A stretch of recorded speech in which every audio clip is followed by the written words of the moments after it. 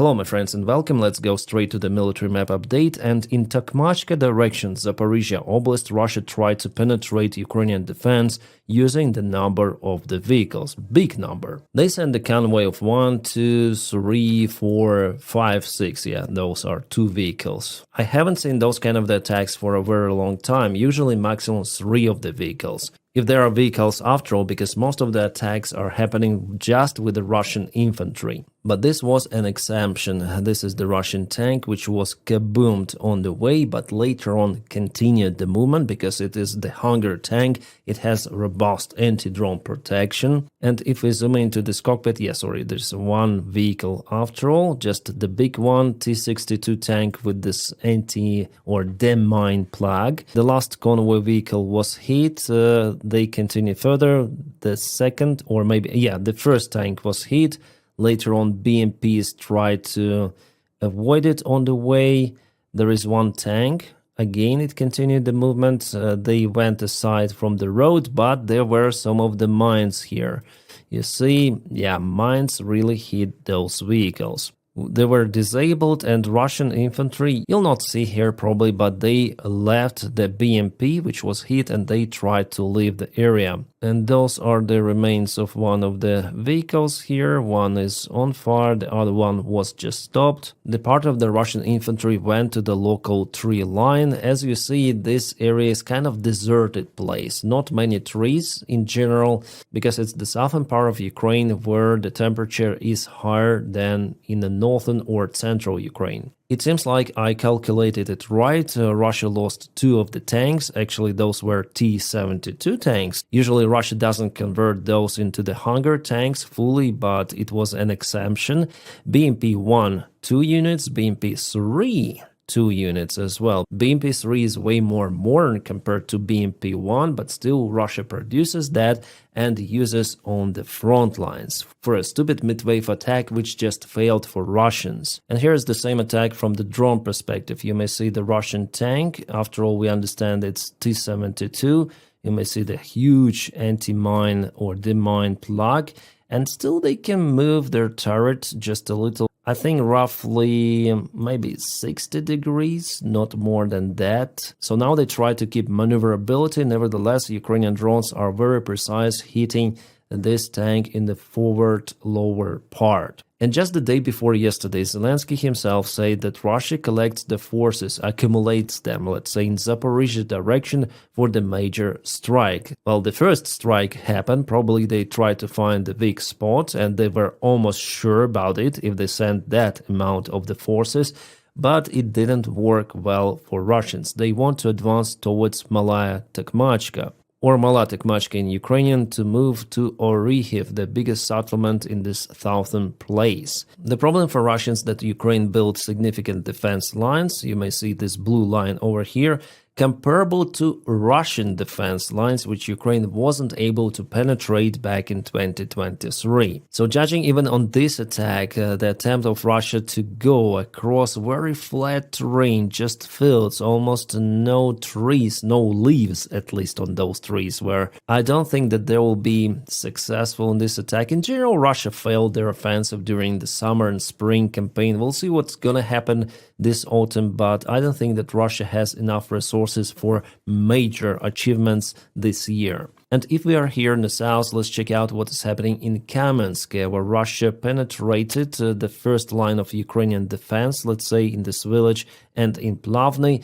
Well, the situation there is quite stable. Russia is very close to Stepnogorsk. They advanced with their sabotage groups. Roughly 4 days ago, they went here with their sabotage groups. Some of them were imprisoned. Yeah, they imprisoned also Ukrainian soldiers, few of them in Plavny. But further than that, there is nothing for the last few days. It seems like after all, Russia has problems because this breach is being kaputted by Ukrainian army probably, and supplies were cut for Russia. They have to use other routes, maybe via this smaller road to cross this small river. Speaking about the southern part, there is also successful Ukrainian aviation strike on a Russian-occupied facility, let's say, which they converted into their barracks. Well, before it was the agriculture construction or something like that, there was the strike and the part of the structure just collapsed. Here we have videos filmed from different angles from a couple of the drones, surveillance drones. This year, Ukrainian aviation really operates behind the front lines, not far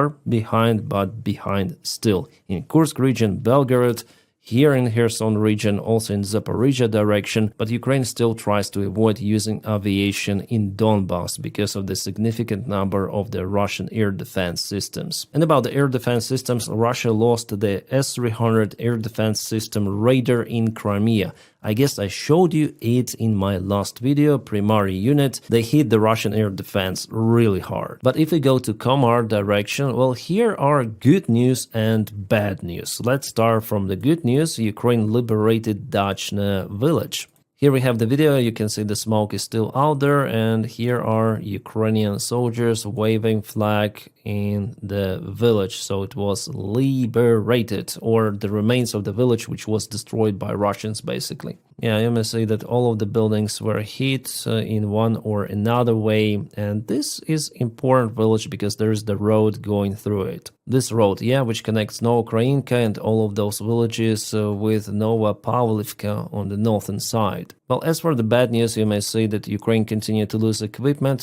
For example, this was the Lancet drone hit on Ukrainian M777 artillery system. From what I know, our guys left the position, so there were no losses among Ukrainian soldiers, but obviously M777 is destroyed. And judging on those details, I don't think it's the decoy or something, I think it's the real system. Alright, let's go to Pokrovsk direction. There we have the fresh loss, unfortunately, for Ukrainian army. This is the Ukrainian MRAP vehicle. You can see it over here.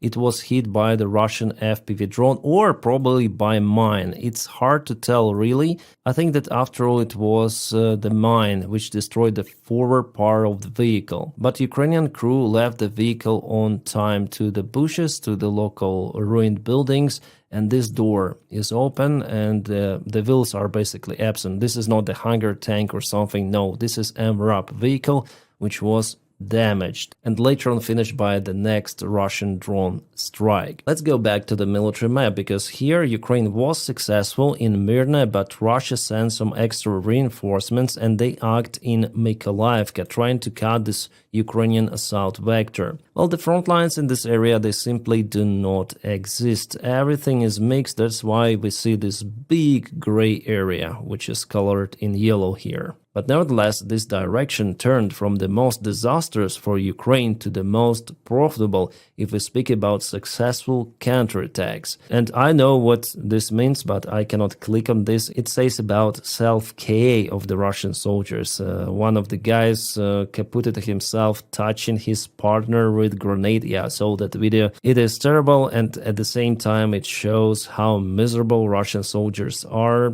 acting on open fields areas without any sort of the drone protection. But if we go more to east, you see that Russians took Katerinovka. Finally, we have the confirmation about it. So the only village out here which is still under Ukrainian control is Kleban Big. As I've told you in one of my recent videos, I think all of that is also the gray zone up to the lake here, and Ukraine will also remove the forces from Kleban Big village very soon. Well, the only good thing that Russia moves very slowly in Tarit's direction and also in Konstantinovka. In Katerinovka alone, they lost several of the armored vehicles for the last couple of weeks. So yeah, they move, but they do it really slowly and with severe losses. In Chasiv Yar, so far Russia is unable to clear entire Chasiv Yar. Still, some parts are under Ukrainian control. That's why Russians try to bypass this settlement from the northern side, now turning the attack towards Mykolaiivka, according to recent reports from our guys on the front lines. So now the picture is something like this with a gray area extension, I would say. Russia absolutely needs to take Mykolaiivka, Chasiv Yar and all of those villages to propel towards Konstantinovka. And you know, guys, the last winter there was the threat for Pokrovsk. I say that Russia is very close. They have all of the chances to get this settlement or town under their control. Well, 8 months have passed since my prediction, and Russia is still not out there in Pokrovsk. Maybe just with small sabotage groups, but it is really nothing to occupy the settlement, which again tells that the Russian army is damn slow in this war. And I'm really surprised that Russia wants to continue this war, because they thought maybe they have tremendous resources or what. It seems like the Russian High Military Command doesn't understand the picture on the ground, and we have the evidence actually that it is really happening like that. For example, this is the meeting room of Gerasimov, the chief army commander of the Russian army. His deputies, his generals are presented there. This is the portrait of the Russian defense minister Belousov. Putin is also here maybe 10-12 years ago. And what is interesting is this military map. You might see even from this perspective that it is kind of different compared to the information we obtain from the front lines, the deep state military map or other maps from different analytics. They color everything in red. There is no gray area. Gray area is basically the entire Russian occupied territory for them. And this is the Russian offensive, which was already cut well before, and Russia is not presented there. But in this cabinet, they share those kind of the maps, which is delusional information. And here we have the zoomed in image. So basically Russia doesn't exist here any longer. It was cut and trapped in one of the local villages. This is cut. The attack attempts in Pokrovsk are no more. About Konstantinivka, just look at this. Russians already entered Konstantinivka, which is crazy. Just if you are taken long time ago, several of the encirclements of Ukrainian army. So basically absolute nonsense. And I'm taking those pictures from the Russian channels. Russian military bloggers themselves are in shock. They say, wow, our military command obtains not the real information. They color everything in red, creating those pockets for Ukrainian army, which are not real. Yes, we have the same comments from Russian military bloggers, those who do not hesitate to say the things as they are. And they share also the deep state military map or the maps of their analytics. They put one map on another. So according to the Russian Defense Ministry, they took this this entire area as well. They moved here. They control this territory, which is basically not true, as well as over here. And here Ukraine, by the way, started the counterattack. So I would understand if they shared this map for propaganda purposes on Russia Today channel or something. But this big, huge map is waving out there in the Russian highest cabinets, which means that Russian command is damn delusional. Maybe Gerasimov himself obtains not real information from the place, because Russians advance with their flags somewhere and later on being kaputted. Oh, the Russian flag operation. The main thing is to go somewhere to the gray area, to show the flag to the Russian drone, and that's it. Put it near some of the monument. They went to the local ruined building, and the building later on it is gone. And the flag, it's here, you may see, also gone. But Gerasimov will mark on his map the new occupied village with a red color.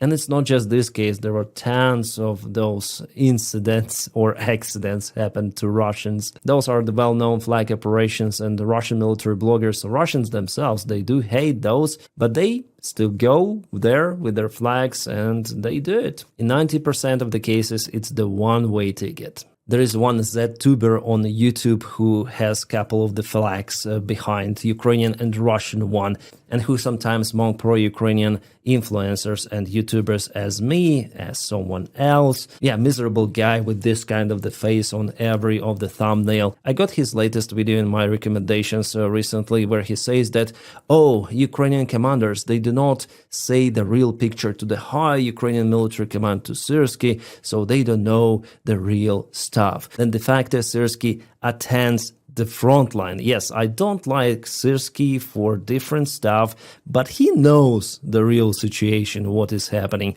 unlike the Russian military command, and we have the real evidence of that. And those so-called neutral, unbiased YouTubers who tell shit about Ukrainian war, well, go and yourself. Am I a hater? Well, could be. But I didn't start it. Alright, in Pokrovsk direction, Russia tried to use tanks to break through Ukrainian defense as well. It is happening in Mirnograd, not far away from it. Again, Russians used the Hunger type of the T-72 tank. Here I can see it clearly. And inside the hood, they put some of the infantry here, as it is reported by Officer Plus, whom I trust. He has the most fresh updates coming from the front lines. He tells the situation as it is. Well, here in this video, I see two of the vehicles, probably one BMP and this tank. But in the Repelled direction, Russia used motorcycles and all-terrain vehicles for advancement, and all of them are being kaputted and partially trapped in the local village. And now let's go to Liman direction, where the situation deteriorates actually for Ukrainian army because Russia has new attack vectors. One goes to the Rileve village, this is the new attack vector, and the other one towards Stavki from Kolodezi, where Russia advanced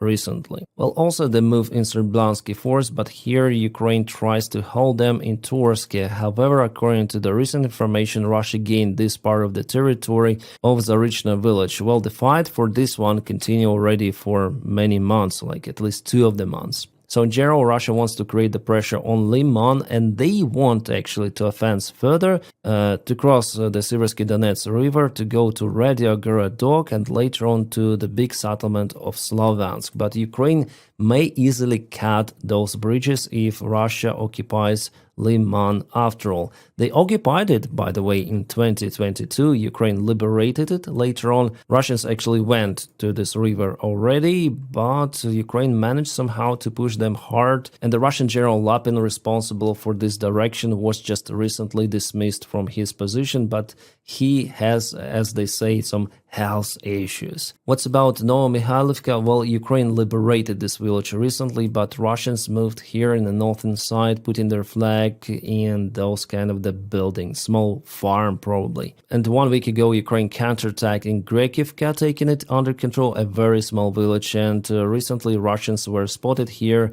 occupying this village, or at least it is in a gray zone, as we may see on this map. And our direction of Kupiansk, on the Russian maps, they already cut this road, they've encircled Kupiansk, but no, it's not like that, it's the gray area partially, and Ukraine confirmed that Russians were not able to cross P-79 road, at least from Radkivka. Maybe with the small sabotage groups they made it here to close to Sobolevka, but later on were repelled. The situation in Kupiansk is hard, but not catastrophic for now. The northern side of the Kharkiv region, no changes. However, recently Russia intensified the strikes in Vovchansk, but without major changes. And Sumy region, Ukraine is very active with aviation strikes in Totkina as well, but also recently lost one of the armored vehicles. We have it on Telegram, probably from the Russian channels. Yeah, it was hit by the drone or hit the mine here. I think that after all it was a drone, the doors are open, so crew evacuated the vehicle, and after it was finished by another FPV drone. It is a war, so unfortunately there are losses also from Ukrainian side. But the Russian losses are just crazy. Media Zona, the project of the Russian opposition, which analyzes Russian losses based on the real evidence, actual funerals, the information online about the losses, the official information from the Russian websites. And so far, the official register recorder names count is 125, almost 126,000. But they do not calculate LPR and DPR militia forces. They do not calculate private armies like, for example, Wagner. And they do not calculate missing Russian soldiers. So if we calculate only Russian army, they estimate 220,000 soldiers, and it's total KIA, like completely gone, not wounded, no, KIA, which is not far away from the real picture. If you check out the graph, the losses of the Russian army seems to be dropping. But actually it's not like that, because Russia tries to hide the losses as hard as possible. Secret funerals,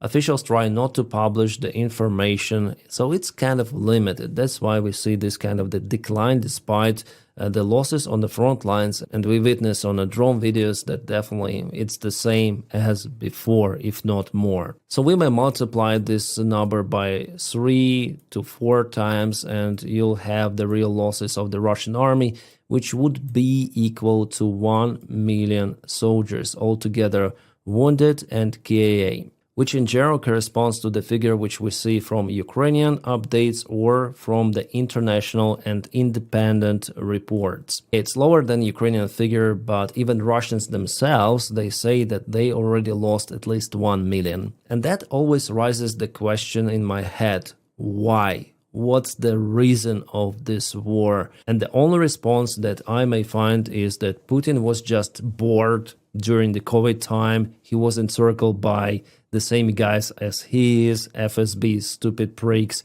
He decided to start this war, to be recalled by history that he is the collector of the Russian lands. Then de facto, Ukraine is not Russia. I don't see any sort of the other explanation, and why those people continue to lose their lives, their health in this war, I don't know. Well, it's understandable for Ukrainians, they defend their land, but for Russia to go somewhere for millions of rubles, that's it, but it's one-way ticket. And you know, watching those drone videos with Russian soldiers, sometimes they're really terrific, or how to call them in English, like really hard to watch, because in many of the cases they're not flatlined instantly. No, it's the long process, sometimes accompanied with fire. Yes, it's just terrible, and they're going there absolutely sure that they're gonna win. They're like those immortal superheroes. This Russian soldier shows this video showing the portraits of the fallen soldiers of Russian Federation in just one of the Russian cities, Blagoveshchensk. Well, actually this alley, he says, is dedicated to the soldiers who've fallen in Afghanistan, but Russians decided to put new pictures and more stands for those who lost their lives for Russia in Ukrainian war. So this guy visited the park and he says, no, the losses are much higher. Not everyone is out there in the pictures with the names, call signs. He says that his short vacation is coming to an end. Probably he was wounded and he will go back to the front lines in September, so this month. So he says probably my picture will be there in October or maximum November. I would say he's kind of positive about his future military career. Okay, this Russian soldier with Azerbaijani somehow roots. Yeah, probably he's the Russian citizen and fights for the Russian army, which makes him basically the shame of Azerbaijani nation. He's not Azerbaijani, not the real one. So he is very cheerful on this video, telling that Russia is very strong, Russia gonna win and everything like that. And this is him, the same person, filmed by Ukrainian drone. Yeah, there were so many drones around him dropping presents. Somehow he didn't like those presents, but Ukraine gave those in any case. And yeah, probably he will not praise Russia once again. Надеюсь, нас разъебет ракетой. This Russian soldier says, I hope we'll be struck by rocket. I don't know why he said it like that. They were gathering some of the equipment. And here's the report about the same guy. I'm tired of losing my friends, my dear friend. I'm very sad that I lost you. He was very young and very happy. Yeah, and the message he sent to Ukrainian rocket probably well received. And guys, please don't forget to subscribe and check more videos on my YouTube channel. I have daily updates there, and just not long time ago, few hours, 9 hours ago, I filmed the video about kabooms in Crimea, and not only, plus some political stuff around Ukraine, news, Ukrainian military support, because this video I filmed is just dedicated to the situation on the front lines. And as usual, many thanks for my Patreon supporters, guys. Thank you so much. You really make this content possible. I wish you all a peaceful sky wherever you are, and have a great time.